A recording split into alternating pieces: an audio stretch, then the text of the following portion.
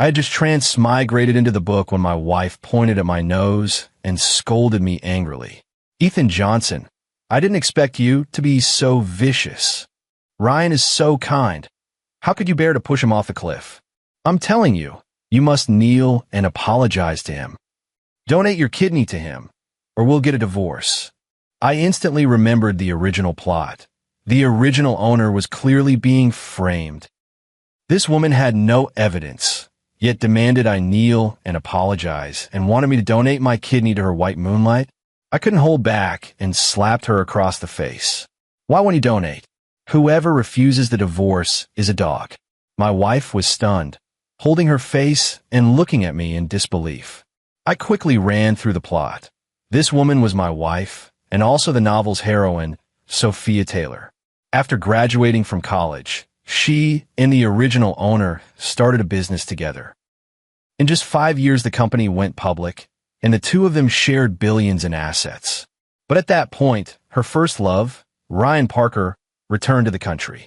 Like those melodramatic scenes in TV dramas, Ryan followed her everywhere, periodically showering her with attention, acting considerate and gentle.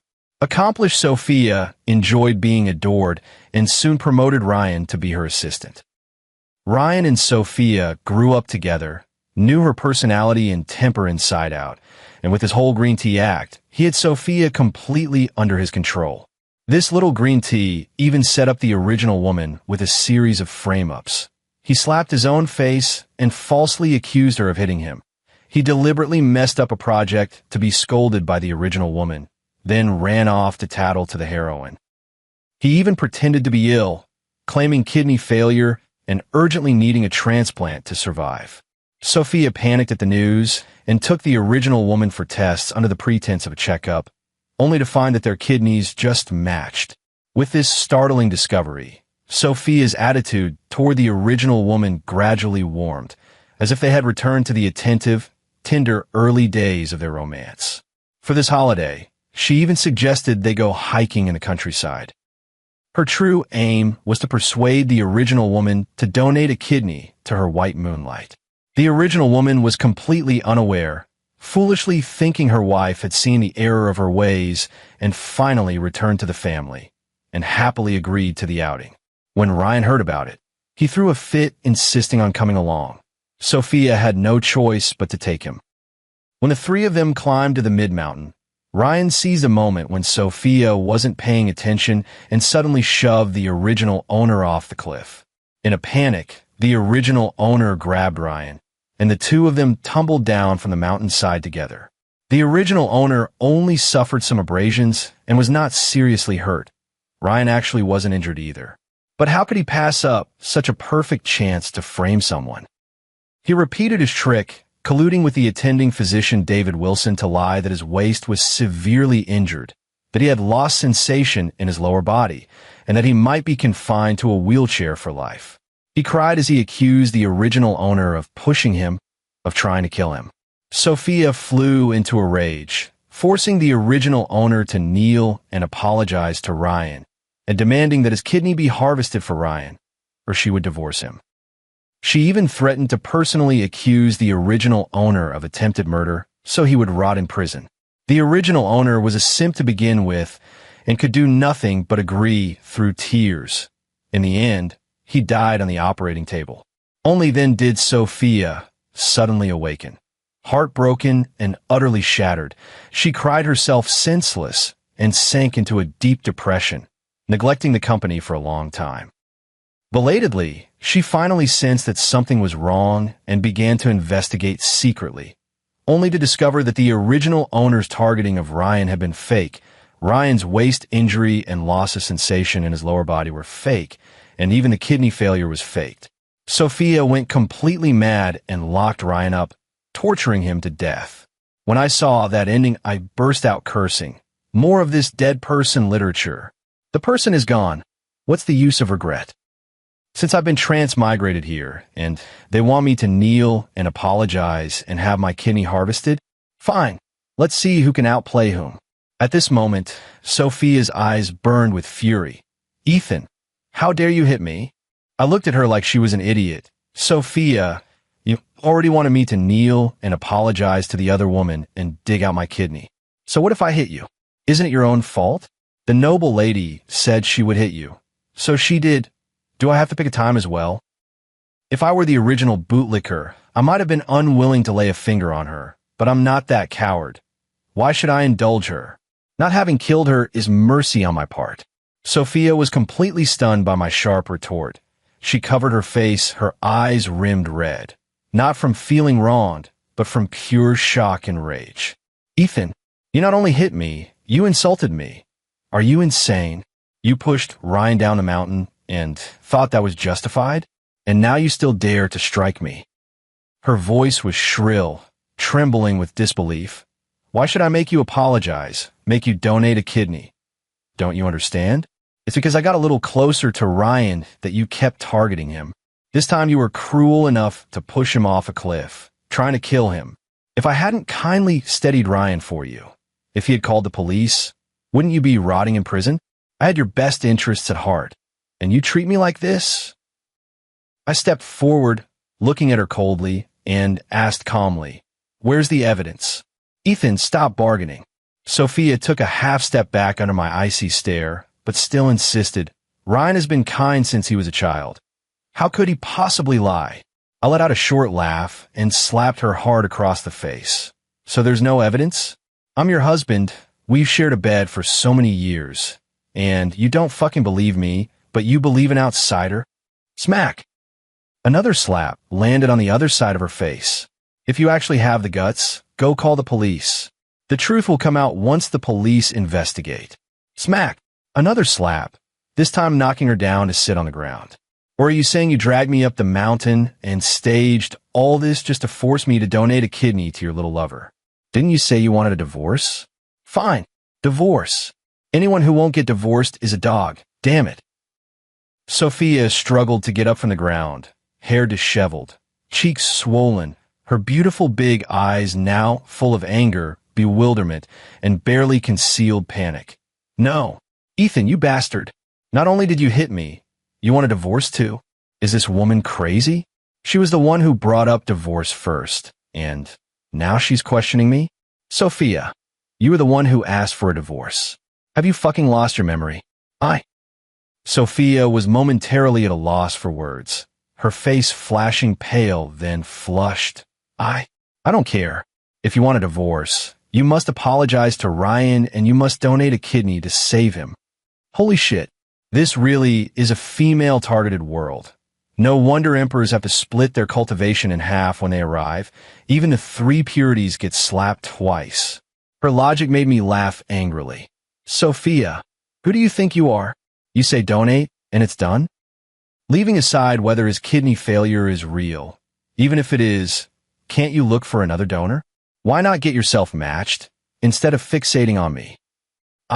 Sophia was once again left speechless by my retort, her eyes flickering as she dared not look at me. Watching her stammering, unable to form a sentence, my anger flared up again. Just then, Ryan's ringtone sounded. Sophia hurried to the side and pressed the answer button. "Ryan, what's wrong? Did you start coughing up blood again?" "Don't scare me." Okay, I'll be there right away." Sophia hung up, grabbed her bag, and left without looking back. Peace at last. I sank into thought on the living room sofa. In the female-oriented world, heroines will do anything, even illegal things, to save their first love or white moonlight. I had to prepare in advance. Thinking of this, I hurried out, immediately hired 3 bodyguards to follow me everywhere, and, imitating Sophia's actions in the book after the original's death, I hired a private investigator to look into everything about Ryan. If she could find the truth, of course I could too. Sure enough, 3 days later the PI sent me a video. It turned out the scene of the 3 of them climbing the mountain that day had been filmed by Leo Carter, a content creator who lives at the foot of the mountain and shoots wild animals. Seeing we were driving a $1 million class off-road vehicle, he knew better than to provoke us, so he neither called the police nor posted the video online. After the PI told me this, I immediately transferred $100,000 to buy the footage. Over the past few days, Sophia had almost completely ignored the company, throwing herself into the hospital to care for her first love.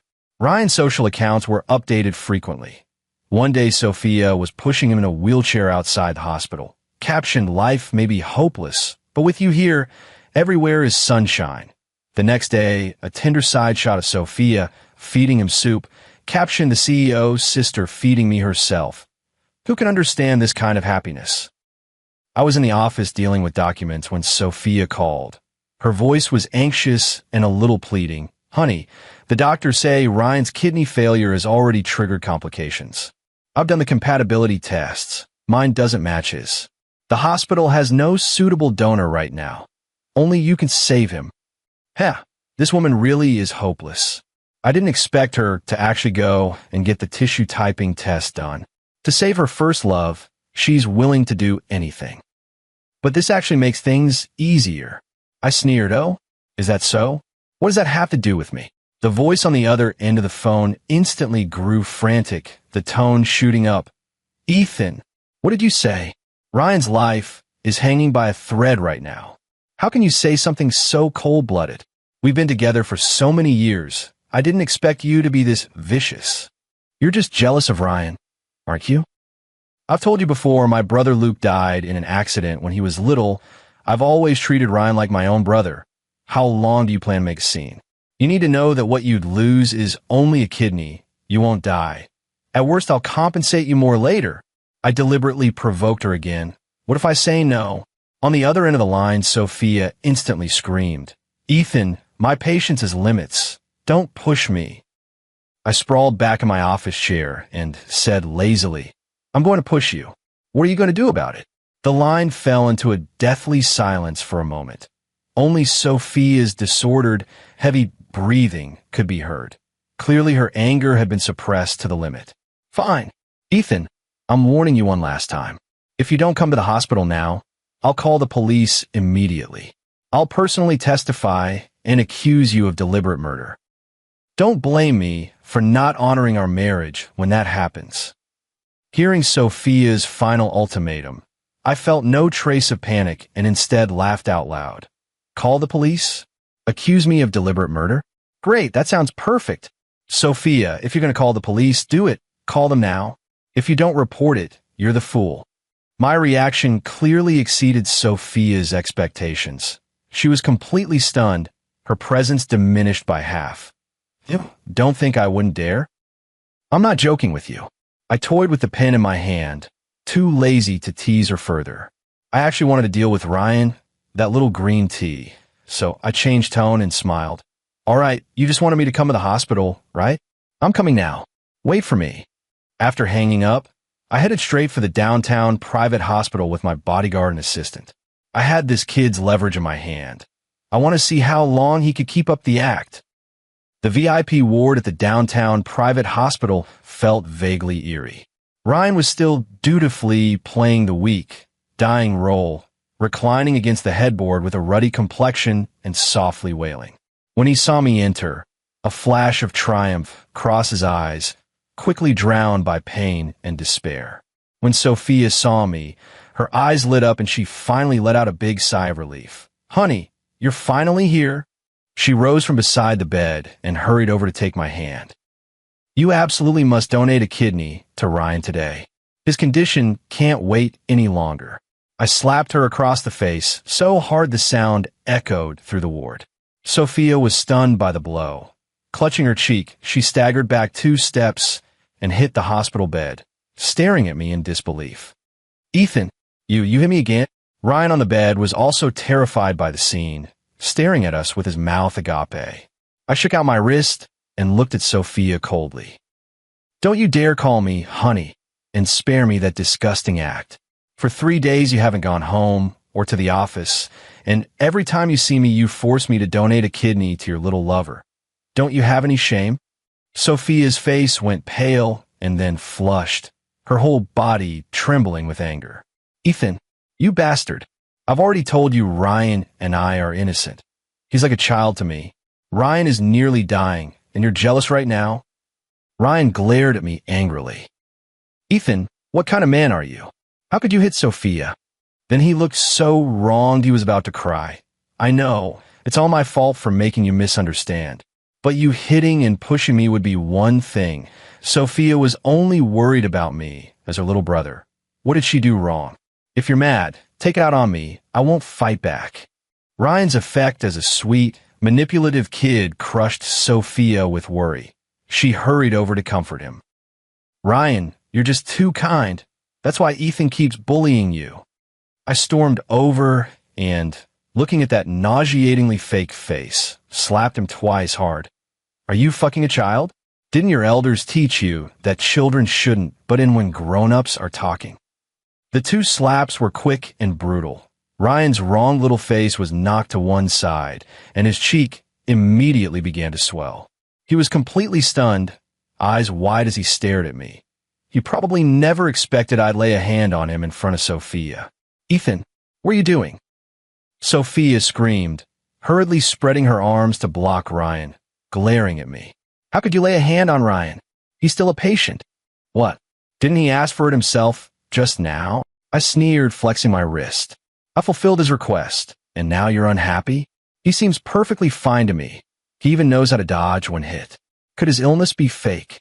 At those words, Ryan instantly panicked, but Sophia didn't notice at all. She continued to stare at me angrily.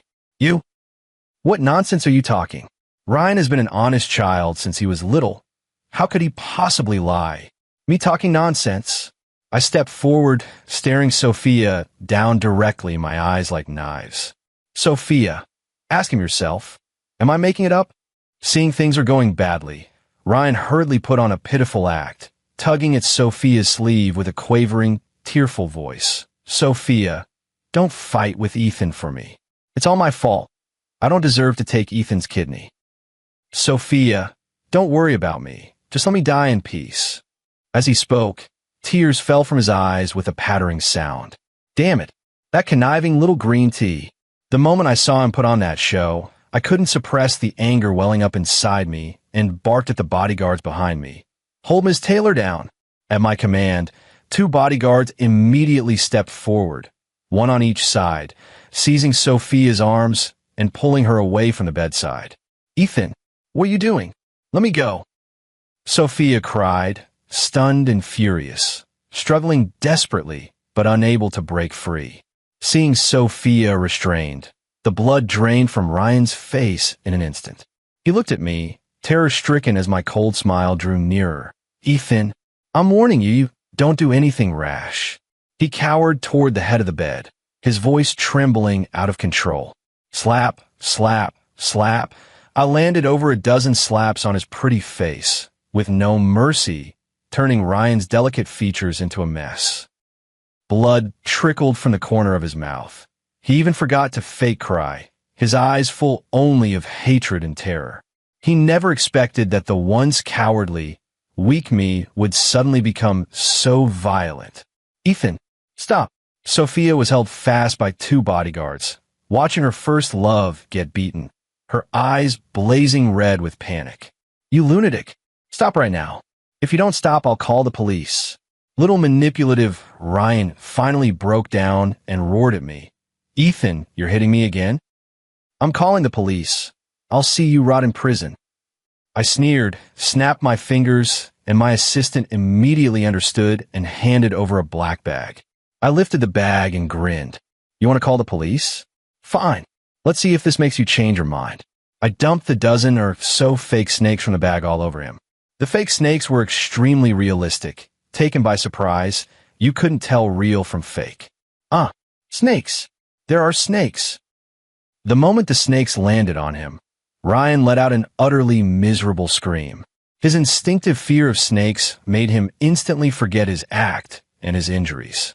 This man who should have had no feeling below the waist suddenly sprang up from the hospital bed. He flailed and kicked, frantically trying to shake the snakes off him. There was not a trace left of someone near death or weak and powerless. Help! Get away! Don't bite me! He jumped straight off the bed and ran wildly around the ward. This scene happened so quickly and was so shocking that Sophia, who had just been screaming, suddenly seemed to have her throat grabbed, every sound choked off at once. She widened her eyes and stared in disbelief at the bouncing Ryan, her mind utterly blank. The bodyguard who had been holding her let go, recognizing the cue. Sophia lost control but was completely unaware of it, just staring stupidly at the brother who should have had a spinal injury, numbness below the waist, and kidney failure. Ryan was a skilled actor too. Once he saw the snakes were fake, he instantly recovered and, feigning surprise, screamed and grabbed Sophia. Huh, how can I suddenly move? Sophia, that shock. Why do I suddenly feel a lot better? Sophia's face quickly flushed bright red, anger burning in her eyes. Seeing things go wrong, Ryan immediately clutched his waist and screamed, collapsing to the ground. Ah, it hurts so much. Sophia, my waist feels like it's on fire. Am I dying? The trick was clumsy. The bodyguards and assistants pressed their lips to stop from laughing. But Sophia fell for it completely, her expression instantly turning panicked again. What's wrong, Ryan? Don't move, get onto the bed and lie down. She was about to help Ryan, but I stopped her with a cheerful hand. I wasn't going to let them off that easily. Sophia, weren't you just yelling about calling the police? Do it. Perfect timing. I have a video for you to watch. I held up the footage Leo Carter had filmed, the video of Ryan pushing me off the cliff but being dragged down with me, and brought it in front of Sophia. The screen clearly showed Ryan repeatedly looking back furtively. After confirming Sophia wasn't paying attention, a trace of malice flashed across his eyes as he suddenly thrust his hand hard against my back. The moment Ryan pushed me, I seemed to sense it and instinctively shifted half my body, but I was still shoved backwards and fell. Because Ryan had used too much force, he also lost his balance. In my panic, I grabbed his hand blindly, and the two of us tumbled down together. That video is irrefutable evidence. Sophia stared fixedly at the phone screen, her eyes full of disbelief, her breathing growing more rapid. After watching the video, she seemed drained of all strength, staggered a step, and nearly fell. I closed the distance a few steps and stared at her hard. You say there's no evidence? But I have it. Didn't you say you'd call the police? Do it. I want to see, with this attempted murder charge, how many years they'll sentence him to. Sophia slowly turned her head to look at Ryan, who wore a dazed expression. Her gaze was full of pain, shock, and disappointment. Ryan had sneaked a look at the video earlier, and now his face was ashen. Under Sophia's strange stare, he was completely thrown, scrambling over to cling to her legs and wailing, Sophia, I'm sorry, I was just trying to joke with Ethan. If Ethan hadn't targeted me repeatedly, I wouldn't have treated him like this. Sophia, please help me. I don't want to go to jail. Seeing that Sophia remained unmoved, he cried even harder. His howls drew the attention of several doctors and nurses who wanted to come and check, but I had already warned the hospital in advance. There were security guards at the entrance, and no one else was allowed in. Sophia, it's all my fault. Just let Ethan take me in. I won't be alive much longer anyway. Ryan choked. When my grandfather Arthur died, you said you would take care of me. Never mind, Sophia. If you truly agree to have me taken in, I won't blame you. I obviously knew what Ryan was referring to. Years ago, the Taylor household caught fire. Only Sophia and her brother Luke were at home. The blaze was fierce, and the siblings were in grave danger. It was Ryan's grandfather Arthur who risked his life to rush in and pull Sophia out. But Luke was burned to death, and Arthur was gravely injured and died not long after. Before he died, Sophia promised Arthur she would take care of Ryan for life. Sure enough, mentioning Arthur finally moved something in Sophia's face. But I took out my phone and pressed the emergency call button. Fine. If you won't report it, I will. Ethan, don't. Sophia panicked, screaming as she lunged at me to snatch the phone, but I dodged aside. She missed and nearly fell. When she turned back, her face was streaked with tears, her eyes full of guilt and pleading. Ethan, I beg you. Ryan is about to die. For the sake of our marriage, please don't call the police. Ryan just had a moment of madness. He already knows he was wrong. Heh, she still believes Ryan is about to die. This woman is hopeless. A moment of confusion. I held up my phone and looked at her coldly. He was momentarily confused and decided to take my life. You want me to kneel and apologize to him, to donate my kidney to him? Is that what you call marital affection?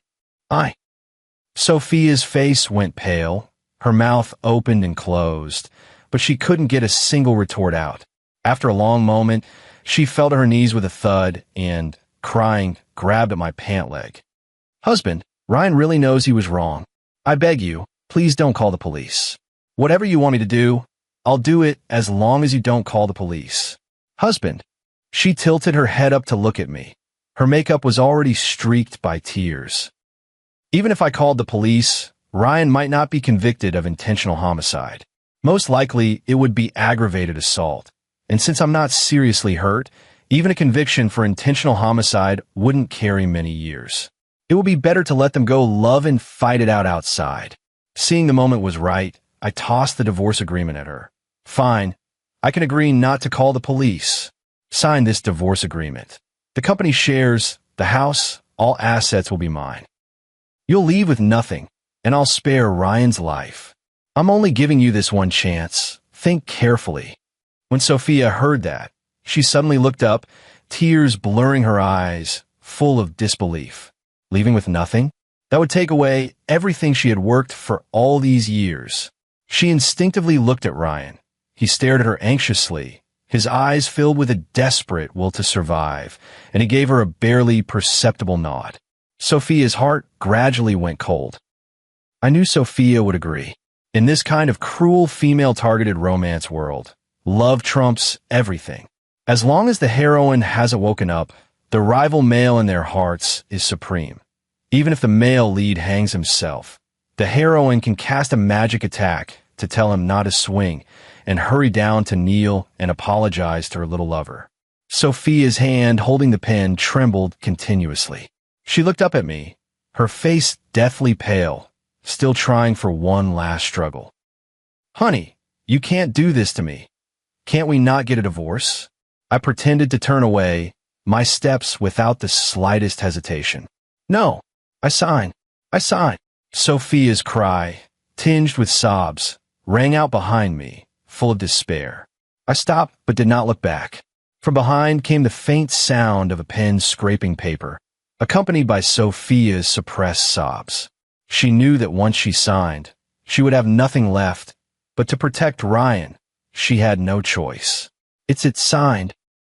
I only then turned around, took the divorce agreement, and inspected it carefully. After confirming there were no mistakes, I put it away. Good. From now on, roads go their own ways, bridges theirs. Ryan, if you ever try to discuss me again, you'll bear the consequences. After saying that, I didn't linger in the ward. With my bodyguards and assistant, I turned and left decisively. For the next month, I was busy with work. These billions of dollars of family wealth were finally all mine, so of course I had to manage them well.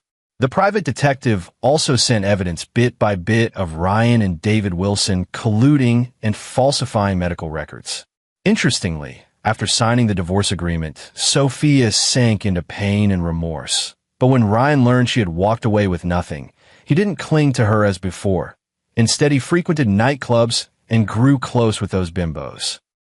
Today, the divorce cooling-off period ended, and I had arranged with Sophia to go to New City Marriage Registry to get the divorce certificate. I stepped out of the car and looked up just in time to see Sophia standing at the registry entrance. She had lost a lot of weight. Though wearing delicate makeup, she couldn't hide her haggardness. She wore a plain dress and held a folder tightly in her hands. Sophia walked slowly up to me, her lips hesitating a few times. Ethan, I nodded faintly. You brought all the documents, right? Let's go. The sooner it's done, the better. I have another meeting. Sophia followed behind me, her head down, her eyes slightly red. We didn't speak a word while handling the divorce paperwork, but at the final signing moment, she suddenly broke down, dropping to her knees and sobbing loudly. Ethan, I know I was wrong. I really know I was wrong. I've regretted it every day this past month. Thinking of our college romance, the hard days we built the business, the way you treated me. Ethan, I'm sorry. Please give me another chance. I don't want a divorce. I've always treated Ryan like a little brother, Everything between us was innocent. I moved half a step aside to avoid her reaching hand, frowning slightly. Sophia, the divorce papers are already signed. Today is just a formality. Saying this now is pointless.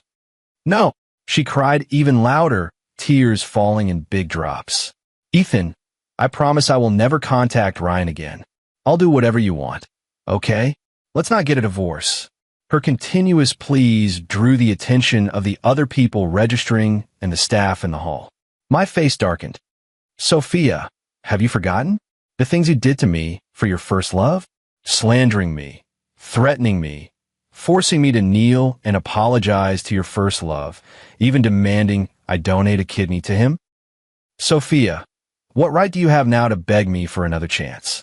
My voice wasn't loud, but everyone present heard it clearly. Those who had felt some sympathy for Sophia instantly changed expression upon hearing words like force my husband to donate a kidney to his childhood friend, slander, and threats, phrases that normally only appear in novels. Their looks at Sophia shifted from pity to shock, disbelief, and contempt, and some began whispering. Just a moment ago, we felt sorry for her and thought the guy was cold-hearted. Who knew this woman could be so vicious? Exactly.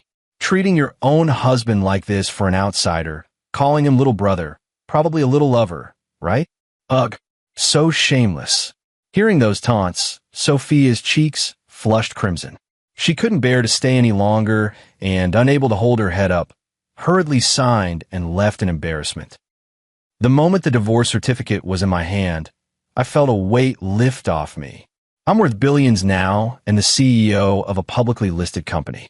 Women like Sophia, I could replace every day without a problem. Who the hell has time for feelings?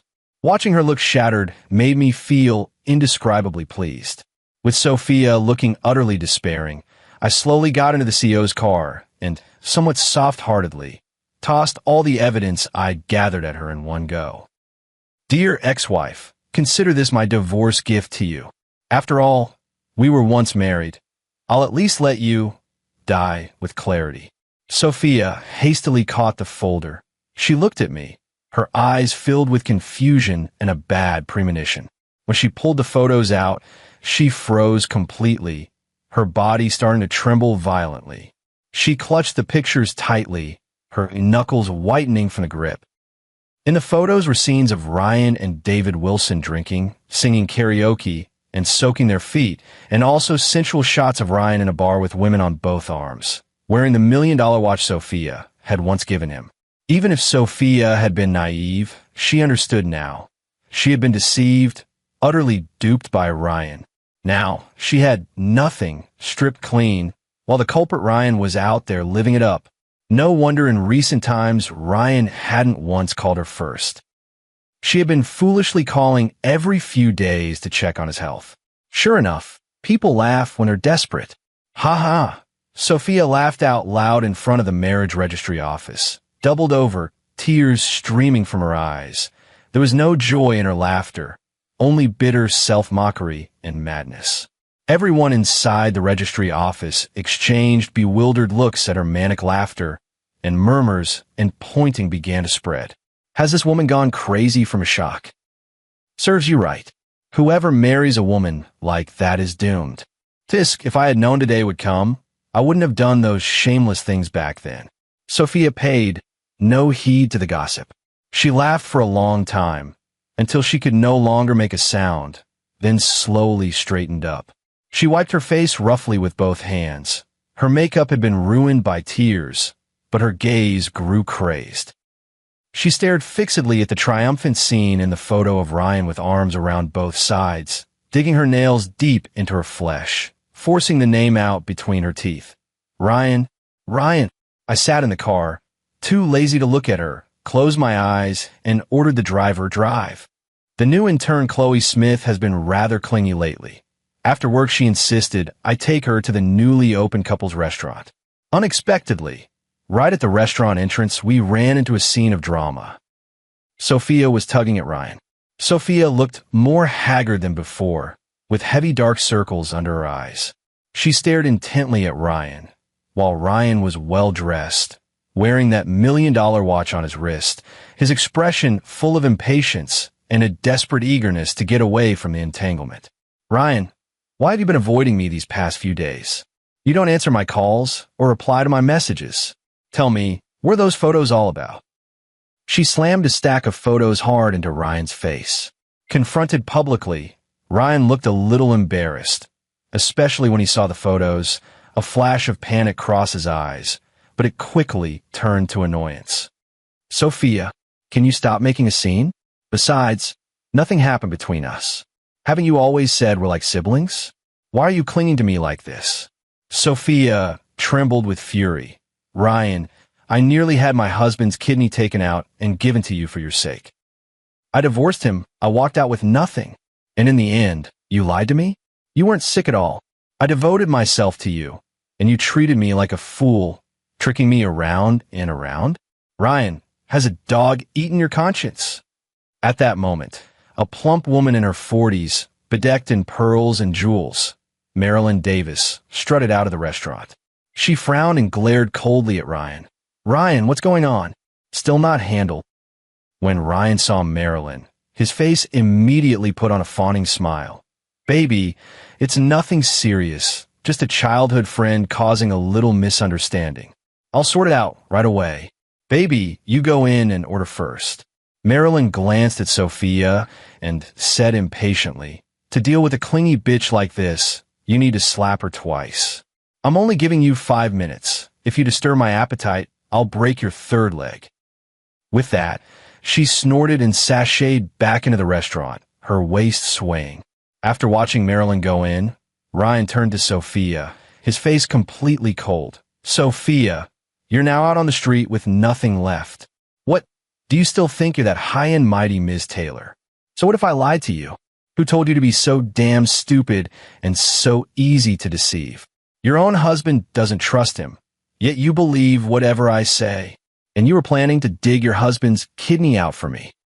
How can you be such a vicious woman? You humiliate yourself and then have the nerve to blame me. I'm warning you, if you keep pestering me, don't blame me for having no mercy." Those words were extremely vicious, completely tearing apart their childhood bond. "Ah, you bastard." Sophia went completely insane with rage and slapped at Ryan's face, but Ryan was ready. He blocked with his left hand and with his right hand delivered a fierce slap to Sophia's face, sending her crashing to the ground. Ryan pointed at her nose and snarled, "Get the hell out. If my grandfather hadn't saved you and your brother, he wouldn't have died. If it weren't for your Taylor family footing my school expenses and sending me abroad all these years, do you think I'd be sucking up to you? I'm warning you, Sophia, your Taylors can't give me anything now. If you dare pester me again, I'll hit you every time I see you. Get out." Ryan adjusted his collar, glanced at Sophia on the ground with disgust, still muttering curses under his breath. What a damn jinx. With that, he left Sophia behind and turned into the restaurant. Sophia sat dazed on the ground, as if her soul had been taken away. Not even a single tear could fall, leaving only numbness and dead silence. In the end, I took Chloe and ate at a different restaurant. The next time I heard news about Sophia was on the local legal news. One night, Sophia followed Ryan down to the apartment complex with a fruit knife, rushed up and stabbed him 18 times. Ryan died on the spot. Sophia did not flee after the attack. She sat frozen at the scene until the police arrived. I swiped past that news quickly, and Chloe was calling me again. She said she was taking a shower and didn't have a towel, so I had to hurry and bring one in. "George, I've got good news and bad news. Which do you want to hear first?" I put down my paintbrush and looked at my friend Frank. He stood at the studio door with a mysterious air, his face a mix of nervousness and excitement. "Let's start with the bad news. After all, I've gotten used to it these past 3 years. Your painting, Eternity, just sold for a sky-high price. Over $6 million. I frowned. "How is that bad news?" Frank chuckled. "Because it's actually part of the good news. The bad news is, buddy, you might need to see a psychiatrist." "What do you mean?" "A woman who looks exactly like Mary showed up at your art exhibition. I almost thought I was seeing a ghost." The paintbrush slipped from my hand and fell to the floor, splattering paint across the unfinished canvas. Mary, my late wife, died 3 years ago after accidentally falling off a cliff. I watched with my own eyes as her body was pulled from the water. In that moment, my world completely collapsed. Stop joking around, Frank. Why would I lie to you? She even left this. Frank handed me a note with an address and a time written on it. My hand trembled slightly. The handwriting was exactly the same as Mary's. That night, I waited until midnight at the designated cafe. Just as I was about to leave, a familiar figure appeared at the door. Mary? No, it couldn't be her.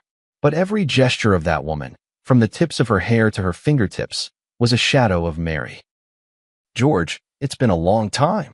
She sat across from me, and the familiar voice nearly made my heart stop. Who are you? I struggled to remain calm. I'm Mary, your wife. She smiled and reached out her hand. There was a scar on her palm, the mark Mary got when she accidentally cut herself on glass at 15. Impossible. Mary is already dead. She laughed softly. That was just an accident. I fell off the cliff and was saved by a reclusive old doctor.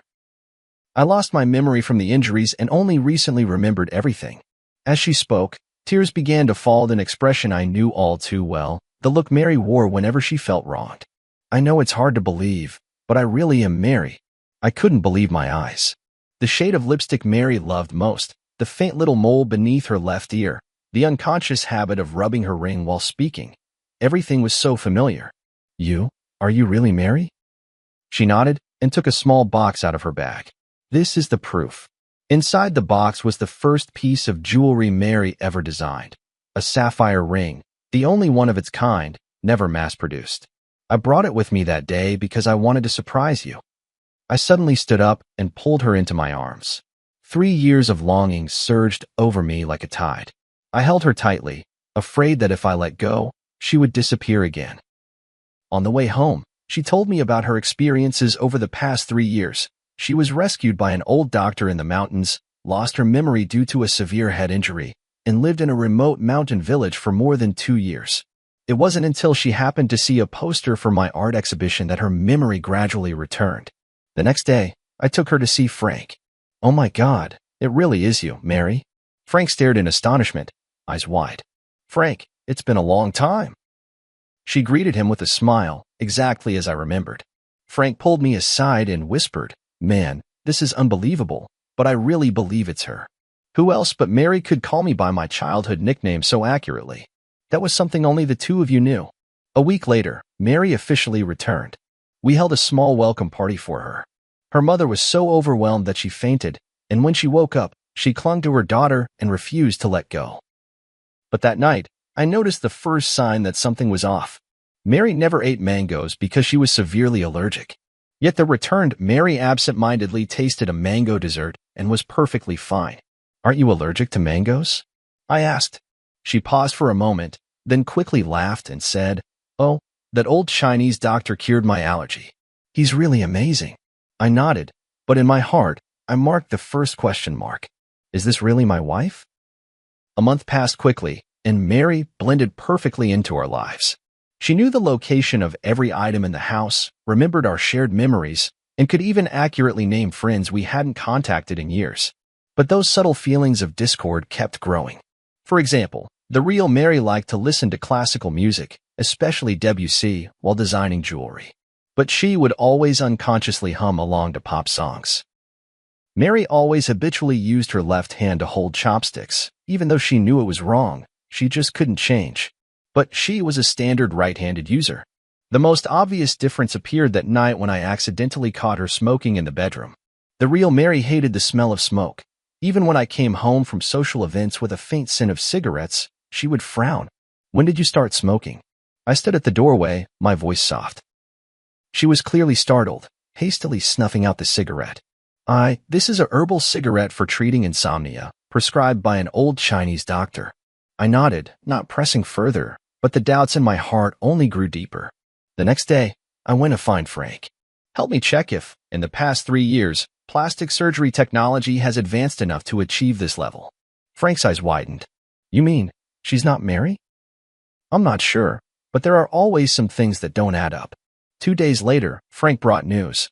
High-end plastic surgery can make faces look similar, but it can't replicate the exact placement of scars or moles. And there's a limit to how well someone can imitate a voice. What if it was a twin? Frank shook his head. Mary is an only child. We all know that. I decided not to show my feelings for now and to keep observing.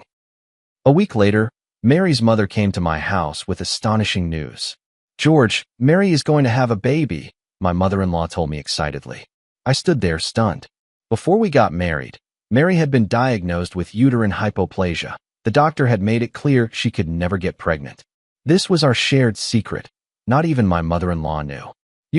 How do you know that?" I managed to ask. Mary told me this morning. She said she already had a checkup. It's been 2 months. My mother-in-law happily grabbed my hand. "It's a blessing from above. Mary survived death, and now she can bring us new life." My heart sank to the bottom. This absolutely could not be Mary. That night, I dug out the hospital's diagnosis certificate in my study, which clearly stated the condition of Mary's uterus. But when I wanted to talk to Mary about it, I found her in the bedroom, excitedly discussing the decoration of the nursery with my mother-in-law. "Mary, could you come here for a moment?" I called her calmly. She followed me into the study, still wearing a blissful smile on her face. "Did you forget about this?" I handed her the diagnosis certificate. She took it and glanced at it, her face instantly turning pale. "George, I can explain." "Explain what?" "Explain that you're not Mary at all." Mother-in-law heard the commotion and walked in. "What's going on with you two?" "Mom, take a look at this." I handed her the proof.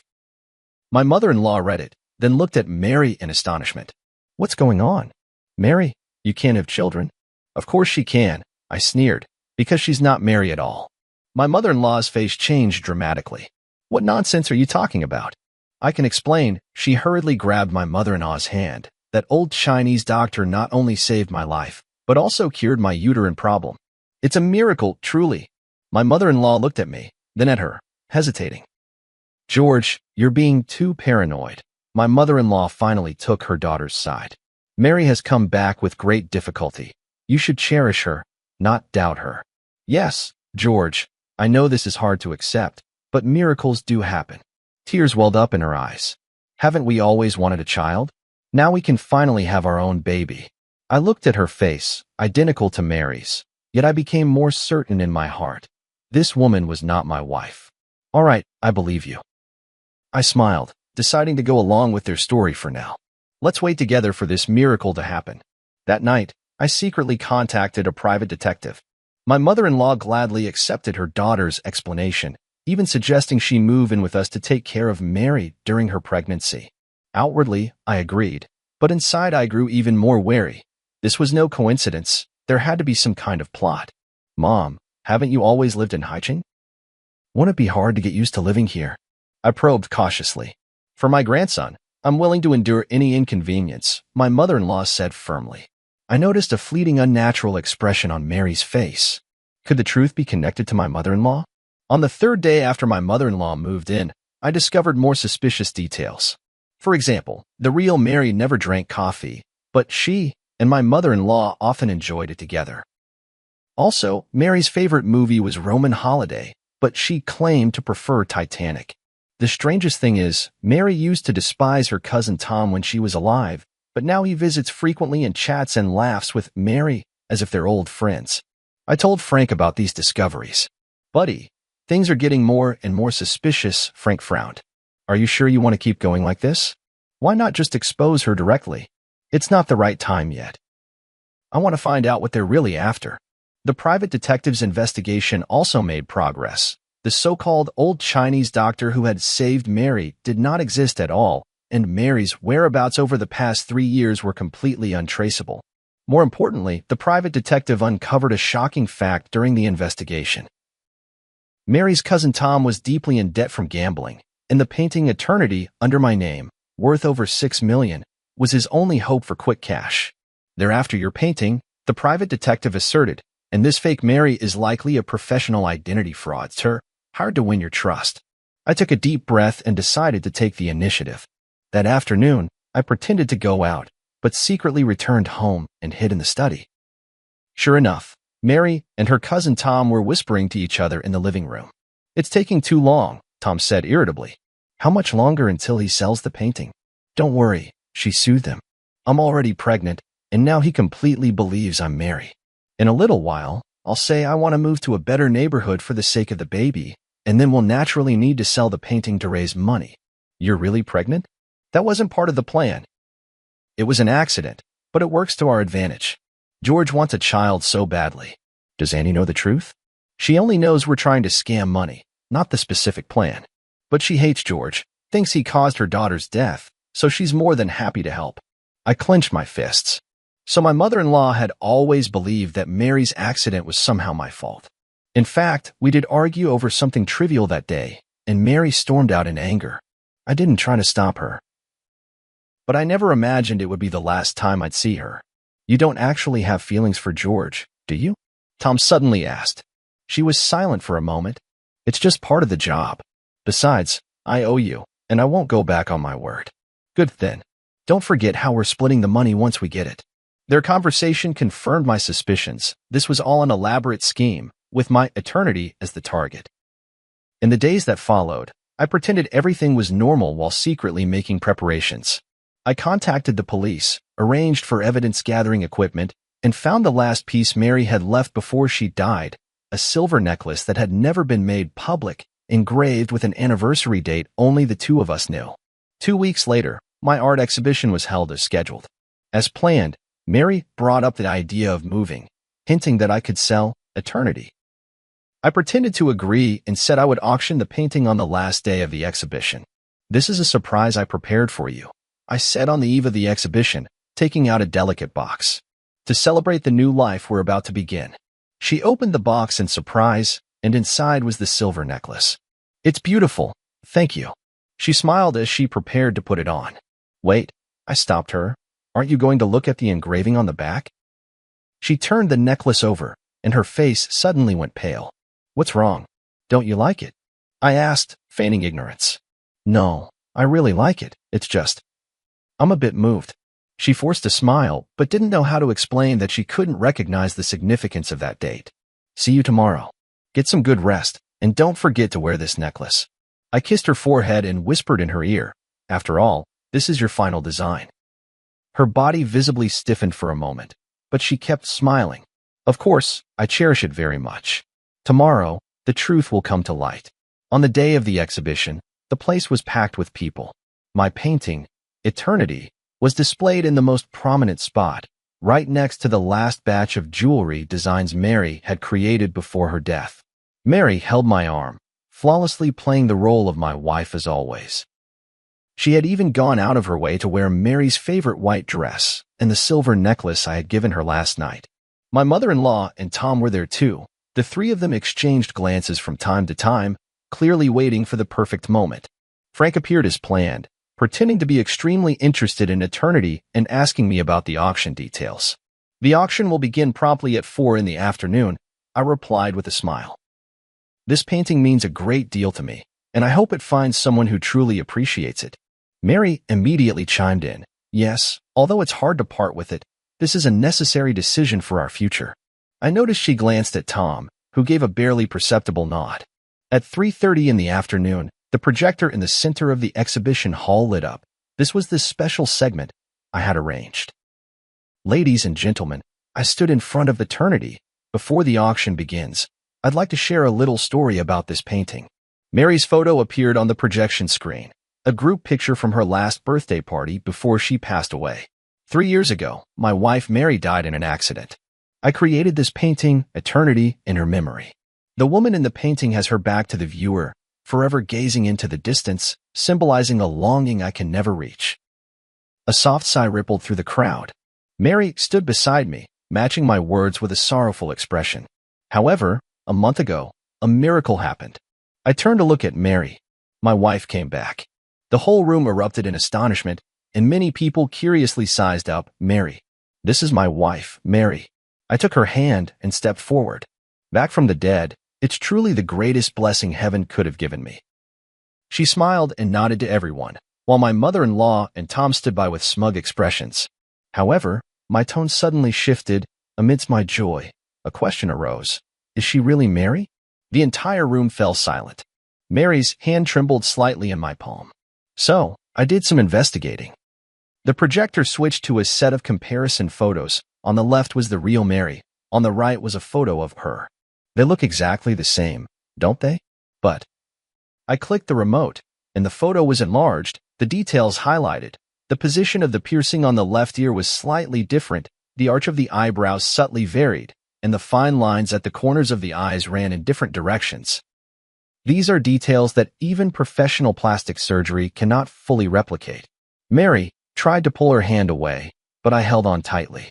My mother-in-law and Tom also began to grow anxious, glancing toward the exit. More importantly, the real Mary has a feature that cannot be copied. I turned to Mary. The necklace I gave you last night has a date engraved on the back. Can you tell everyone what that date is? She opened her mouth, but no words came out. That was the due date of our first child, the one we lost. I spoke softly, my voice trembling with emotion. Mary designed this necklace to commemorate the baby we never got to meet. The date was our secret, only Mary and I knew. The room fell utterly silent. Mary turned deathly pale, my mother-in-law's eyes widened, and Tom had already started edging toward the door.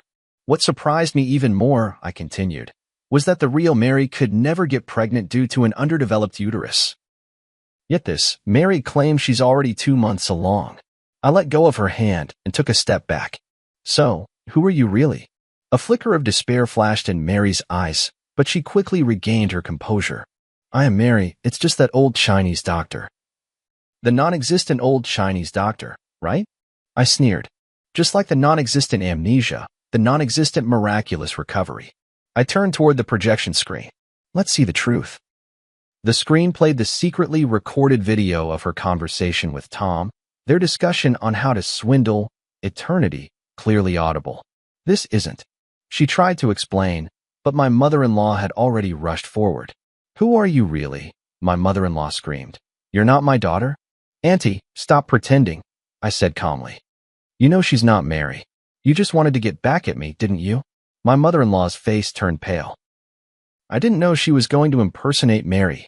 Tom just said he needed help to scam some money. Police. Don't move. Several plainclothes officers emerged from the crowd, blocking Tom as he tried to escape. Amid the chaos, Mary took the opportunity to shove me aside and run toward the exit. I chased after her and caught up in the parking lot. Tell me, who are you really? She finally stopped, turned to face me, tears welling in her eyes. My name is Luna. I'm an actress. Tom found me and said if I helped trick you out of a painting, he'd give me $1 million. I needed the money for my sister's medical treatment.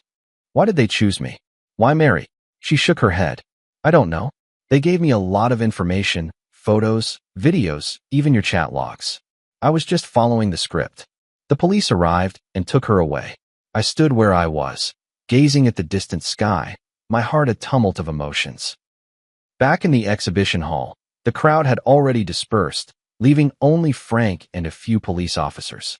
It's all been cleared up, Frank walked over. Tom owed money to loan sharks and was desperate. Your mother-in-law always resented you for not saving Mary, so she helped them plan the whole thing. I walked up to eternity, gently caressing the back of the woman in the painting. Mary, I can finally give you an answer. The police left with the evidence. Frank patted me on the shoulder. What do you plan to do next? I took a deep breath. Prepare for the final painting. What will it be called? The Pursuit, I said softly. This time, I'll paint her face, not just her back. After the case was solved, my life seemed to return to where it was 3 years ago. Eternity was temporarily held by the court as crucial evidence. Tom and Luna were arrested for fraud, and my mother-in-law was investigated as an accomplice. The prosecution wants you to testify in court, the officer called to inform me. The trial is scheduled for early next month. I agreed, though I was utterly exhausted inside. After exposing the deception, I thought I would feel the thrill of revenge, but what I felt instead was a profound emptiness. Those days spent with Mary that month had allowed me to feel a trace of warmth in life again, even if that warmth was born of lies. Frank often came to see me, worried I might fall into despair once more. I told him not to worry, that I was working on a new piece, The Pursuit. Are you really going to paint Mary's face from the front? Frank asked curiously. For the past 3 years, you've always refused to do that. It's time, I replied. We can't live in the past forever. I moved out of the apartment I had shared with Mary and returned to the old house in the suburbs, the place where the real Mary and I had first made our home. The dust-laden memories in the house brought me both pain and comfort. Mary's studio remained just as she had left it, design sketches scattered across the table, unfinished jewelry drafts pinned to the drawing board. One afternoon, while sorting through Mary's belongings, I discovered an encrypted external hard drive. After several attempts, I finally unlocked it using our wedding anniversary as the password. Inside were backups of Mary's design works, along with some personal photos and videos. One folder in particular caught my attention. Inside a folder named Plan was a series of jewelry design sketches, labeled George's Birthday Special Project. It was then I remembered that, in the months before Mary passed away, she often spoke mysteriously about giving me an unparalleled birthday surprise. Leafing through these design drafts, I couldn't help but be moved to tears. Mary had planned to design a jewelry collection inspired by my paintings over the years, with each piece corresponding to a representative work from my artistic career. The last page was a sketch of a ring, with a dark red stone set in the center, its edges adorned with tiny diamonds, closely resembling the sunrise in my early work, Dawn. This is blood amber? I examined the notes carefully, confirming the name of this rare gemstone. Mary's designs had always been bold, but blood amber is extremely rare in the Chinese market, almost impossible to acquire. How did she obtain such a material? As I continued searching, I found a series of email correspondence screenshots. Mary had actually contacted a gemstone dealer in Myanmar, commissioning the blood amber specifically for this ring. The last email showed that the gem had already been shipped, but the date was exactly 1 week before Mary's death. I immediately called Frank. Help me check if there was a package sent from Myanmar 3 years ago, addressed to Mary. 2 days later, Frank brought news. The package did exist, but since no one signed for it, it was returned. However, according to the shipping records, it was resent a month ago, this time addressed to you. What? I was completely confused. I haven't received any package. Check your old apartment? Frank suggested.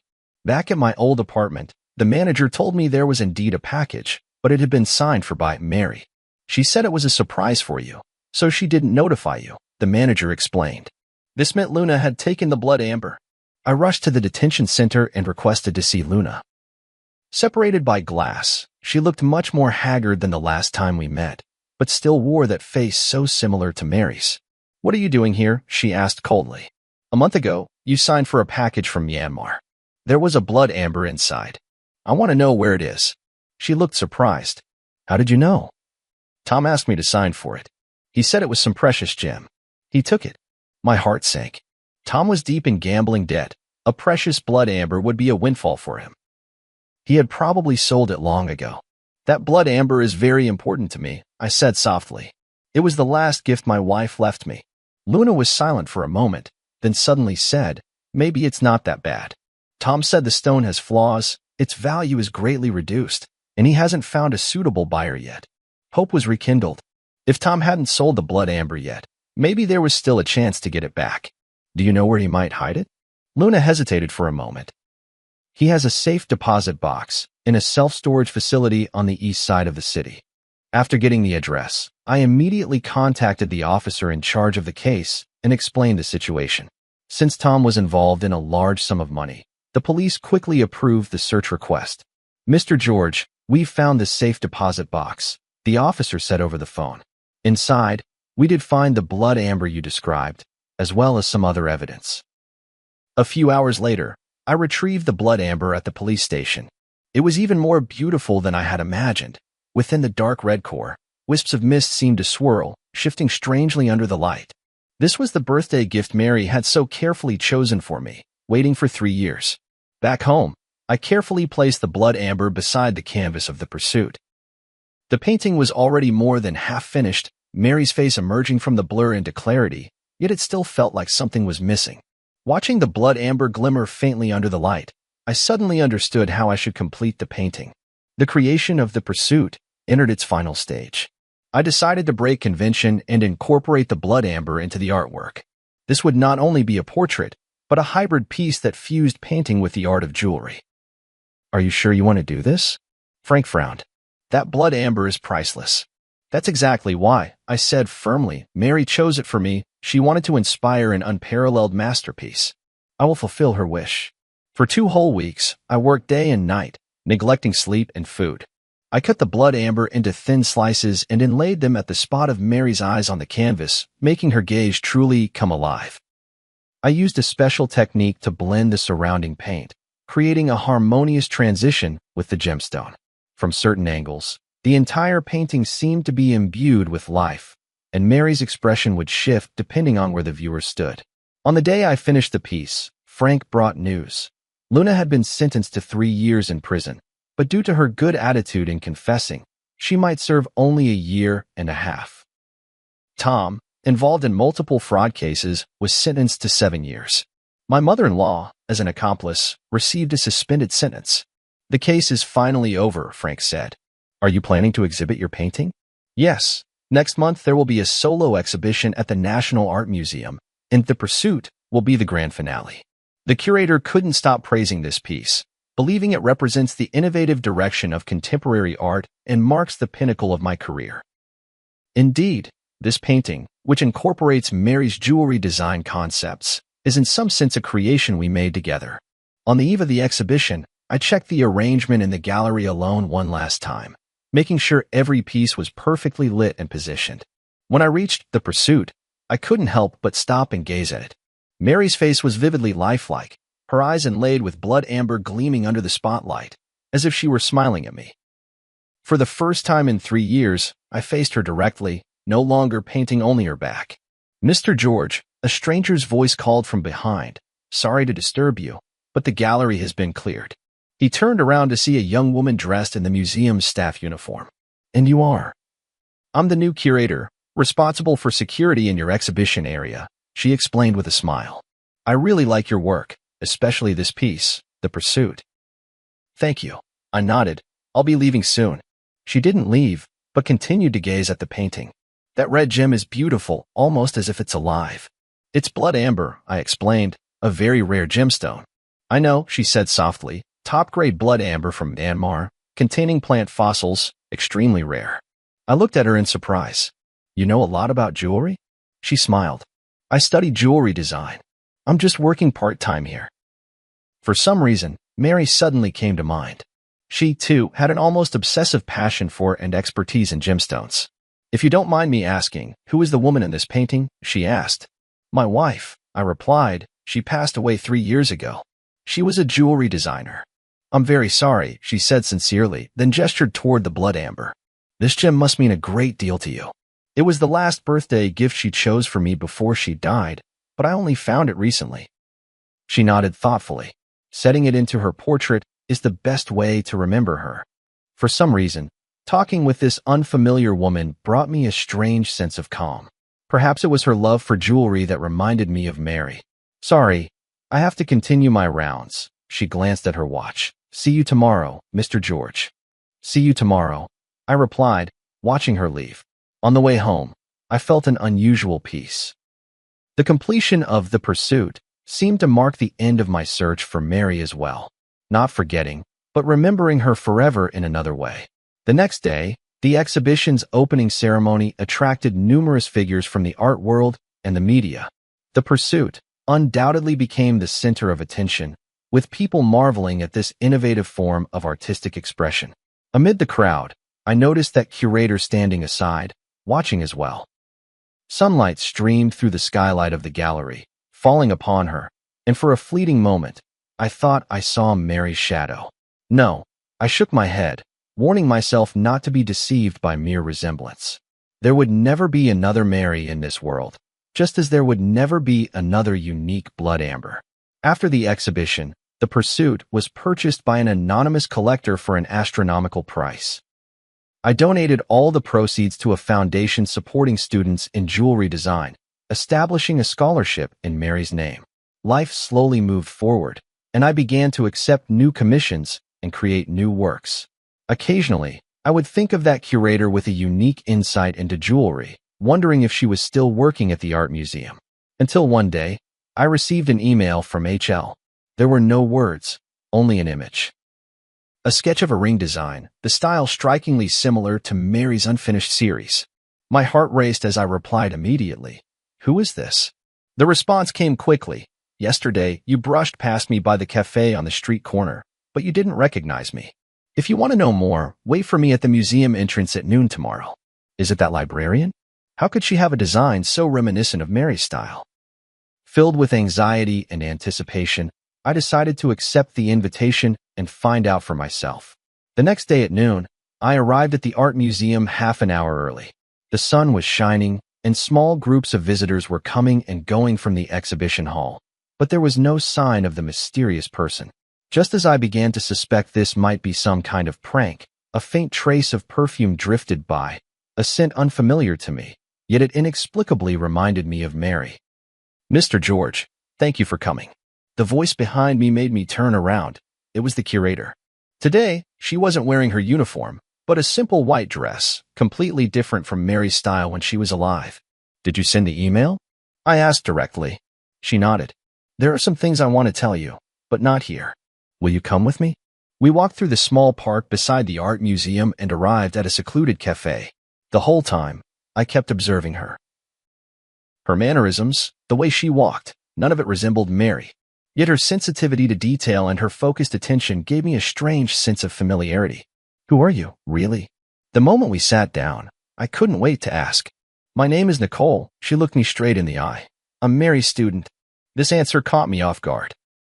Mary had indeed taught jewelry design part-time at the Design Academy before she passed away, but she had never mentioned having any particularly close students. I took her advanced design class the year before she passed, Nicole explained. Her guidance benefited me for a lifetime. That still doesn't explain why your designs resemble her style so much, I said, half convinced. Nicole took a folder out of her bag. These are all notes from Ms. Nicole's class and her feedback on my work. You can look at the handwriting and confirm that it's really hers. I carefully examined the materials. It was indeed Mary's handwriting. There were even traces of the pale purple ink she habitually used. Before Ms. Nicole passed away, she was guiding me on my graduation project, Nicole continued.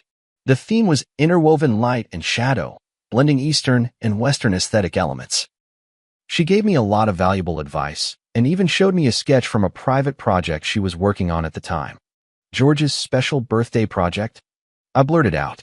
Nicole's eyes widened in surprise. You know about it? I only found out recently. I briefly explained the origin of the blood amber. I knew that blood amber would eventually find its way back to you, Nicole said with a smile. Nicole always said it was a destined gift. Is that why you contacted me? Because you saw the blood amber? Nicole was silent for a moment, as if choosing her words carefully. Not entirely. After Nicole passed away, I've been trying to carry on the design philosophy she taught me.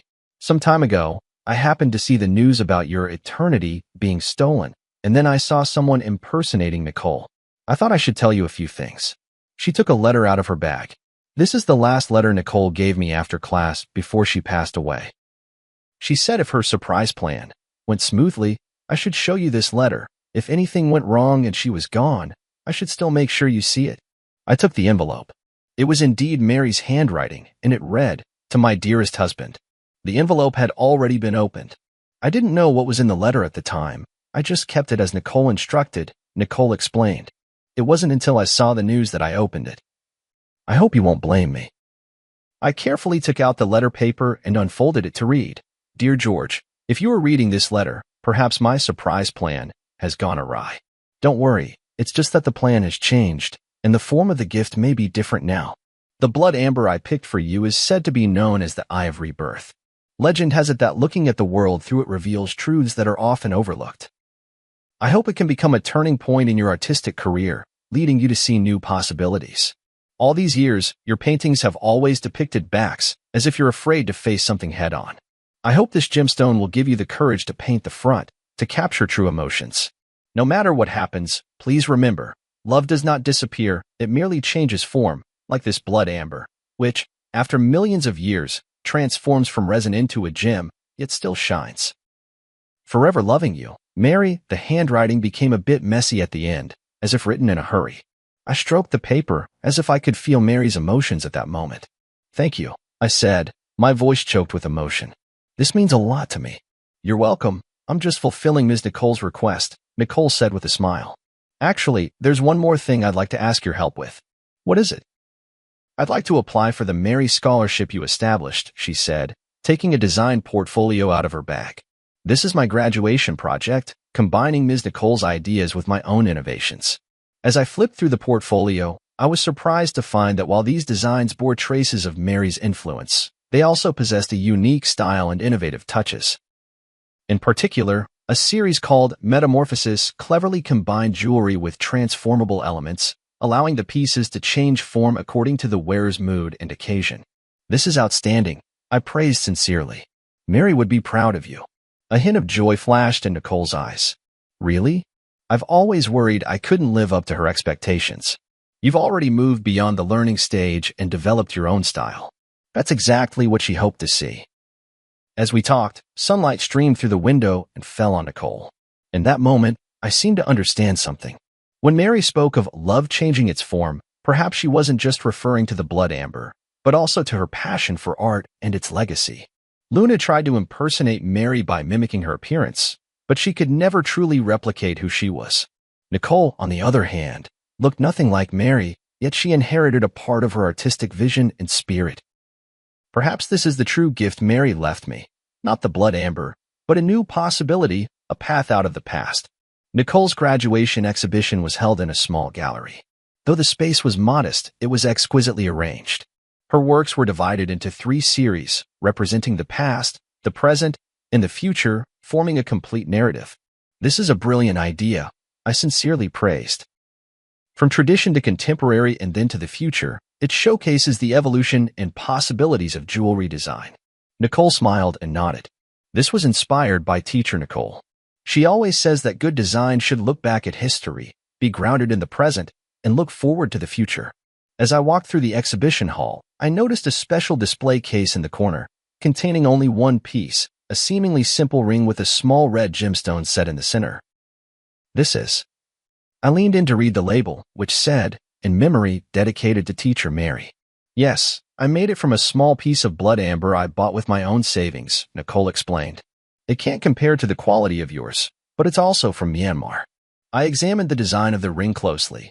Clean, powerful lines with fine silver threads encircling the blood amber, as if protecting the central gem, yet also seeming to radiate light outward.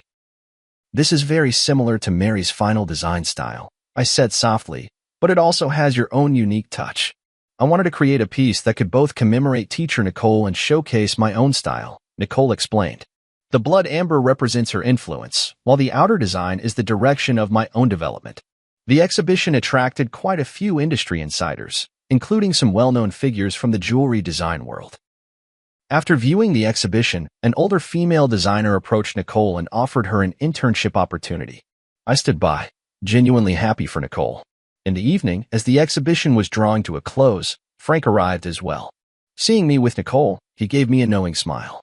New friend? He asked me quietly. Mary's student, I explained simply. Very talented. Frank nodded without asking further questions. After touring the exhibition, he gave high praise to Nicole's work. It blends traditional and modern elements, demonstrating both technical skill and artistic expression, quite rare. Nicole thanked him politely.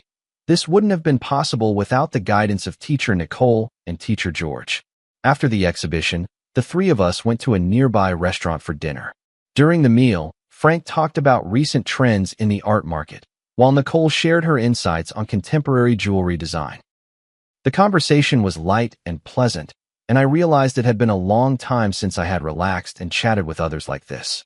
After a few rounds of drinks, Frank received an urgent call and left early. Only Nicole and I remained in the restaurant, and the atmosphere suddenly became a bit quiet. Mr. George, Nicole hesitated for a moment before speaking. I've always had a question I wanted to ask you. What is it? After you finished the pursuit, what are you planning to create next? The question caught me off guard. To be honest, ever since the pursuit, I haven't had any new inspiration. That painting seemed to have drained all my emotions and creativity. I haven't decided yet, I answered honestly. It might take some time to find a new direction. Nicole nodded thoughtfully. Nicole once said that the hardest thing for an artist isn't creating a stunning masterpiece, but finding a way forward after reaching the peak. She really did say that, I recalled with a smile. Mary always saw further than I did. Maybe, Nicole said softly, you could try a new direction that combines your work with jewelry design? Like in The Pursuit, but taking it even further. I recalled what Mary mentioned in her letter about seeing new possibilities, and suddenly I was inspired. You mean, creating a series of works that combine painting and jewelry? Exactly. Nicole said excitedly, your paintings create emotion in two-dimensional space, while jewelry gives it tangible form in the three-dimensional world. The combination of the two would have an astonishing effect. The more we talked, the more engaged we became, even sketching a few concept designs on the restaurant's napkins. Nicole's ideas were fresh and bold, perfectly aligning with my artistic vision, yet bringing a new perspective. As we left the restaurant, Nicole suddenly said, I have to confess something. I looked at her in confusion. I reached out to you not only to deliver Nicole's letter, but also for a personal reason. I hope to learn from you, she said candidly. I want to become a designer like Nicole, someone who not only creates beautiful works but also perfectly blends art with emotion. Her sincerity moved me. You're already on that path, and you're doing very well. Then, may I consult you often? She asked a little nervously. Of course, I'd be delighted. On the way home, a series of new works already began to take shape in my mind. A cross-disciplinary art that fuses painting and jewelry, both as a tribute to Mary and as a new starting point in my artistic career. That night, I had a dream. In the dream, Mary stood in a halo of blood-red light, smiling at me and saying, see, I knew you would find a new direction. When I woke up, I got out of bed immediately and began sketching for the new series. I decided to name it Rebirth. Not only representing the ancient life forever preserved in blood amber, but also symbolizing the rebirth of my artistic career, as well as the inheritance and development of Mary's artistic vision. A week later, I submitted a new series proposal to the gallery and received an enthusiastic response. The curator even suggested holding a special exhibition themed Between Dimensions, a dialogue between painting and jewelry. For this project, I invited Nicole to join the team as a jewelry design consultant. She had just graduated from design school and was both excited and nervous about the opportunity. Am I really up to the task? She asked me in the studio. You understand Mary's design philosophy better than anyone, I assured her. That's exactly what I need. In the days that followed, we worked at a feverish pace. We created during the day and discussed at night, sometimes even working through until dawn. Nicole's ideas flowed endlessly, and I transformed those thoughts into concrete artistic expressions. In the process, I rediscovered the pure joy of creation that I hadn't felt in a long time. One late night, when we finally finished the design for our first piece, Nicole clapped her hands excitedly. This is amazing. Teacher Nicole will definitely love it. At the mention of Mary, she suddenly realized her slip and looked at me nervously. I'm sorry, I didn't mean to. It's all right, I said with a smile. I think Mary really would like it. She always hoped I could step out of my comfort zone and try new ways of expressing myself. Nicole let out a sigh of relief, then hesitantly asked, Professor George, may I ask you a personal question? What is it? When you faced the woman impersonating Professor Nicole, how did you see through her? I mean, from the news reports, she seemed like an exact copy of Professor Nicole. I pondered for a moment. Superficial resemblance is easy to achieve, but a true personality cannot be duplicated. Mary's perception of art, her attitude toward life, the way she handled details, these were all unique. Just like a work of art, Nicole mused, no matter how perfect a replica is, it can never capture the soul of the original. Exactly. We worked through the night again, and finally established the overall framework for the Rebirth series. 7 pieces, each blending elements of painting and jewelry, together telling a story of loss and recovery, death and rebirth. As our collaboration deepened, my relationship with Nicole gradually shifted from teacher and student to partners, both mentor and friend. Sometimes, when the light traced the gentle contours of her focused profile, I would unconsciously think of Mary. But soon, I realized that this association wasn't due to any physical resemblance, but rather that same dedication and passion for art. George, you look much more spirited lately, Frank remarked at a gathering. It's been a while since I've seen you so full of life. Yeah, The new project has helped me rediscover the joy of creating. Nicole's a good girl, Frank said meaningfully. Talented, and she really understands you. I understood his implication, but just smiled without responding. There was indeed a special understanding between Nicole and me, but it was more rooted in our shared passion for art than anything else. At least for now. The creation of the Rebirth series took 3 months, longer than expected, but the results were stunning. Each piece was a perfect fusion of painting and jewelry art, offering both the pleasure of viewing as a flat image and the discovery of three-dimensional effects brought by the jewelry elements from different angles. A week before the exhibition opened, I received an unexpected visitor, Luna. She had served her sentence and was released early. She looked much more haggard than the last time we met, but her eyes were clearer. I came to apologize to you in person. She stood at the studio door, her voice low, for everything I have done. I didn't respond immediately, but simply invited her in to sit down. I know that an apology can't make up for the loss, she continued, but I want you to know that I truly regret it. How is your sister's illness? I asked.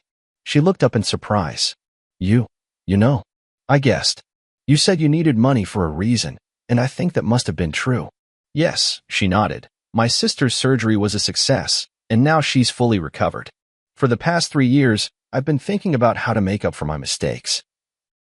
Even though I may never be able to. I was silent for a moment, then said, in a way, your appearance actually helped me. What do you mean? It forced me to confront the past, to re-examine my memories with Mary, and ultimately to find a way forward. I pointed to the sketches of the Rebirth series on the wall and briefly explained this new project.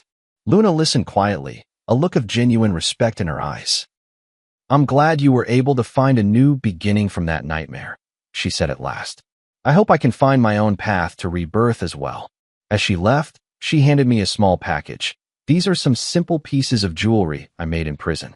The craftsmanship is rough, but each one represents my remorse and blessings. I hope you can accept them. Opening the package, I found several small trinkets handmade from fine wire and colorful glass beads. Though simple, it was clear the creator had poured their heart into them. Nicole happened to come into the studio at that moment. Seeing the trinkets, she asked curiously, "What are these?" I told her about Luna's visit. You forgave her? Nicole was a bit surprised. Not exactly forgiveness. I said thoughtfully, it's more like understanding. Everyone has their own hardships and choices. What's important is how we learn and grow from our mistakes. Nicole nodded pensively, picking up a piece of jewelry to examine it closely. The craftsmanship is rough, but the concept is ingenious. This person seems to have a talent for design. Perhaps, I said, everyone has the possibility of being reborn. On the day of the exhibition opening, numerous figures from the art and jewelry worlds gathered together. The Rebirth series received unprecedented acclaim. Critics called it a model of cross-disciplinary art, and the gallery owner was overjoyed, announcing plans for a nationwide tour. In the crowd, I saw Luna. She was dressed simply, standing quietly in a corner, admiring the exhibits. Our eyes met in the air. She nodded slightly, then walked away. Who was that? Nicole asked, standing beside me. Someone searching for rebirth, I replied. Nicole seemed to understand and asked no more. We stood side by side before the pursuit, watching the blood amber refract a strange light under the lamps, like the silent burning of life's flame. Thank you, I whispered to Nicole. Without you, this series might never have come into being. It was your philosophy that guided us, teacher Nicole, she replied modestly. I was just fortunate enough to be the messenger. In that moment, I suddenly understood the true meaning of what Mary had written in her letter. Love has changed its form. Love exists not only in memory and longing, but also in inheritance and innovation, shining brightly in every spark of artistic creation. And I, at last, had learned how to begin anew after loss, to embrace rebirth while still searching. The success of the exhibition exceeded everyone's expectations. In just 1 month, the Rebirth series was reported on by major media outlets and even attracted the attention of the international art world.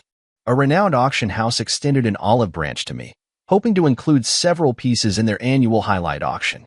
This is an unprecedented opportunity, Frank said excitedly. If the deal goes through, you'll become a top player in the contemporary art market. I wasn't particularly concerned with commercial success, but I did feel the joy of having my work widely recognized. More importantly, this series opened up a new artistic path for me, freeing me from the creative shackles of the past 3 years. Nicole benefited as well. As the project's jewelry design consultant, she received high praise from the industry. Several well-known jewelry brands reached out to her, hoping she would join their design teams. Which offer are you planning to accept? One night, as we were tidying up the studio together, I asked her. To be honest, I'm still hesitating. Nicole paused her work. These are all great opportunities, but what? But I want to keep working with you. She looked straight into my eyes. Rebirth is just the beginning, isn't it? Her candor surprised me a little. Indeed, the success of this series had opened up many new creative possibilities for us, but I wasn't sure if I should continue such a close working relationship. You should consider your own career development, I said tactfully. These opportunities are very rare for young designers. Nicole seemed to sense my hesitation and nodded gently. I understand. In the days that followed, we were both busy and rarely had the chance to talk alone. A week later, Nicole told me she had decided to accept an invitation from a French jewelry brand and would be going to Paris to work for 2 years. Congratulations, I said sincerely. It's a very good choice. Thank you, she replied with a smile, though a fleeting, elusive emotion flashed in her eyes. I think this is the best arrangement for both of us. Before Nicole left, we held a small farewell party. Frank, the curator, and a few mutual friends came. The atmosphere was warm, tinged with a hint of sadness. After a few rounds of drinks, Frank found an opportunity to pull me aside. Are you really going to just let her go like this? What do you mean? I pretended not to understand. Don't play dumb, man, Frank said bluntly. You have feelings for her. That's obvious. That's just professional rapport, I argued. Is that so? Frank looked at me meaningfully. Then why have you been so distracted ever since she decided to go to France? I was at a loss for words. In fact, these past few days I had indeed felt an inexplicable sense of loss, but I kept telling myself it was only because I had lost an excellent partner. I know what you're worried about, Frank lowered his voice. You feel like you're letting Mary down, don't you? I remained silent. He had touched upon the deepest concern in my heart. Mary has been gone for 3 years now. Frank gently patted my shoulder. She would want you to be happy. After the party ended, I walked Nicole home. The night was tranquil as water, and the city lights flowed around us. Thank you for your help and guidance these past few months. Nicole stopped at the entrance of her apartment building. This experience has meant so much to me. I should be thanking you, I said sincerely. Without you, the Rebirth series would never have been completed. We fell into silence, as if both searching for the right words to say goodbye. My flight is the morning after tomorrow, Nicole finally said. I still have some things to take care of tomorrow, so this is probably the last time we'll see each other. 2 years will pass quickly. I tried to make my voice sound light. Paris is a beautiful city. You'll like it there. She nodded, a complex emotion flickering in her eyes. Professor George, there's something I've always wanted to tell you, but never found the right opportunity. What is it? I chose to study jewelry design because I saw Nicole's works. She took a deep breath, or more precisely, because I saw the pieces Nicole designed for you. The way she perfectly fused love and art moved me deeply. I didn't know that, I said in surprise. I've always hoped that one day I could be like Nicole, creating art filled with emotion. Nicole continued, her words coming faster, as if afraid she might lose her courage. But now I realize that what I want even more is to create for a specific person, just like Nicole created for you. I understood her implication, and my heart suddenly began to race. Nicole, please don't respond, she gently interrupted me. I just wanted you to know before I leave. No matter how you feel right now, remember that starting over is not a betrayal of the past, but a way of cherishing life. With that, she rose up on her tiptoes and softly kissed my cheek, then quickly turned and walked into the apartment building, leaving me standing alone in the night, my mind in turmoil. After returning home, I tossed and turned, unable to sleep, replaying Nicole's words and that gentle kiss over and over in my mind. Suddenly, I remembered a small box in the study, where Mary's last complete letter was kept, a letter I had found while sorting through her belongings. But at the time, overwhelmed by grief, I never had the courage to open. Now, I finally mustered the courage to walk into the study and retrieve that delicate little box from the depths of the drawer. Inside lay a pale pink letter, bearing Mary's familiar handwriting. Dearest George, by the time you read this letter, you may find yourself at a crossroads in life, hesitating between moving forward or staying where you are. My greatest wish is that you can move bravely through life, as freely as your brush glides across the canvas. Love is not a shackle, but a liberation. Memory is not a burden, but a source of strength. If one day you meet someone who can rekindle the light in your eyes, please don't hesitate because of your longing for me. True love is wishing happiness for the other, even if there is no longer a place for oneself in that happiness. Remember, the days we loved each other were complete, with no need for regrets.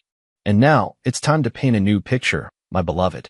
Forever loving you. Mary. Tears blurred my vision. It was as if Mary had foreseen my current situation and had already given me her blessing. She was always like this, always able to see further and more clearly than I could. At that moment, I made up my mind. Early the next morning, I drove straight to Nicole's apartment. Professor George? Nicole opened the door in surprise, clearly not expecting me. I have something to say to you. I looked her straight in the eyes, not as your teacher, but as George. I handed her Mary's letter. Nicole read it carefully, her expression shifting from surprise to being moved, and finally, her eyes grew moist. She truly was an extraordinary woman, Nicole said softly, handing the letter back to me. Yes, she was. I nodded. That's exactly why I believe her words. Nicole, cancel your plans for Paris. Stay and continue our collaboration, will you? Nicole looked at me in shock. Are you serious? I've never been more serious, I said quietly. Rebirth is not just the name of an artwork, it's a possibility in life. Are you willing to explore that possibility with me? Her answer was a firm embrace, warm and real, like the first ray of sunlight after a long winter. In that moment, I felt as if Mary was somewhere, smiling down on us, blessing this new beginning. Life is like that blood amber, enduring countless ages of change and sedimentation, ultimately transforming into an eternal radiance. And I, at last, understood what true pursuit is, what true rebirth means. A year later, Nicole and I unveiled our second joint project, Interwoven, at the National Art Museum. This series was even bolder and more innovative than Rebirth, blending Eastern and Western aesthetics with various art forms. Critics hailed it as a significant breakthrough in contemporary art. At the opening ceremony, Nicole held my arm as we faced the media interviews and congratulations from the audience together. She wore a simple white dress, and around her neck was the Eye of Rebirth necklace we designed together. She completed the jewelry part based on my painting. Your collaboration seems even more in sync than your last project, a reporter asked with a suggestive smile. Nicole glanced at me, and we exchanged a smile. Yes, both in art and in life, we found the perfect balance. This indirect answer drew a round of good-natured laughter from the reporters present. My relationship with Nicole was no longer a secret, but we always kept a low profile, letting the public's attention remain focused on our artistic creations. After the exhibition, we drove out to a small hill in the countryside. There stood an ancient oak tree, beneath which Mary's ashes were laid to rest. This was the place we chose, rather than a traditional cemetery, natural, peaceful, just like Mary herself. Mary, the exhibition was a great success today, I said softly to the stone beneath the tree. Nicole's designs were admired by everyone, just as you once predicted. Nicole crouched down and placed a bouquet of white daisies in front of the stone. Teacher Nicole, I've been working hard to become the kind of designer you hoped I would be. I hope you can be proud of me. A gentle breeze stirred, and the oak's leaves rustled softly, as if it were Mary's reply.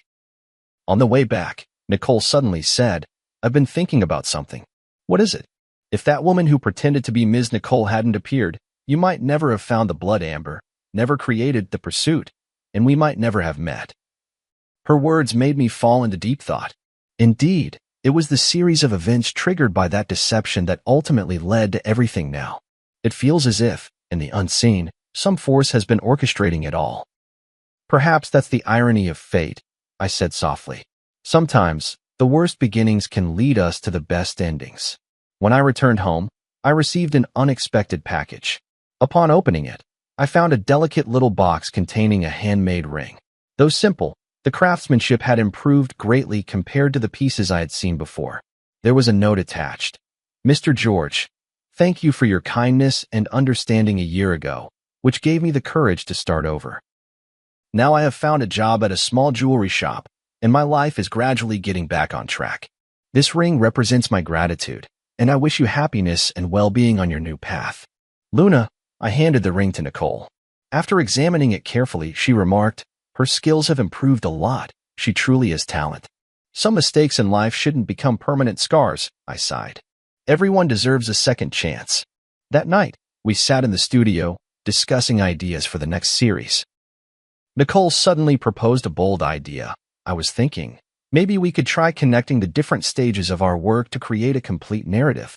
From eternity to quest, then to rebirth, and intertwined, they're actually different phases in a person's life journey. You mean? A complete story about loss, searching, rebirth, and integration, she explained excitedly, ultimately asking what is the most precious treasure in life. Love. I finished her sentence, no matter what form it takes. Nicole nodded, her eyes sparkling with creative fire. We could call it the forms of love, an unprecedented artistic exploration. Sounds like a long-term, ambitious project. We have time, she smiled, holding my hand. We have so much time. In that moment, I felt a powerful surge of creative inspiration, just like when I first began my artistic career years ago, filled with passion and possibility. But this time, I was not facing the blank canvas alone. 2 years later, the Forms of Love series was exhibited simultaneously in the world's 5 greatest art museums, causing an unprecedented sensation. Critics called it a milestone in contemporary art history, blending painting, sculpture, jewelry design, and other art forms to create an entirely new artistic language. The final piece of the exhibition was titled Eternal Ring, a massive circular canvas depicting every form of love in life, familial, platonic, romantic, and the love for art itself. The edge of the canvas was inlaid with gemstones of various sizes, and under certain lighting, these gems would cast light onto specific parts of the canvas, revealing another hidden layer of patterns. The centerpiece of this work is a massive blood amber. Through intricate optical design, the light it projects perfectly outlines 2 embracing figures. One is Mary, the other is Nicole, symbolizing the intersection of past and present, the fusion of memory and rebirth. On the closing day of the exhibition, in front of the Eternal Ring, I knelt on one knee and proposed to Nicole. The ring was crafted from the very blood amber Mary had once prepared for me, designed by my own hand and fashioned by the finest jeweler. This ring carries the memories of the past and the hopes for the future, I whispered softly.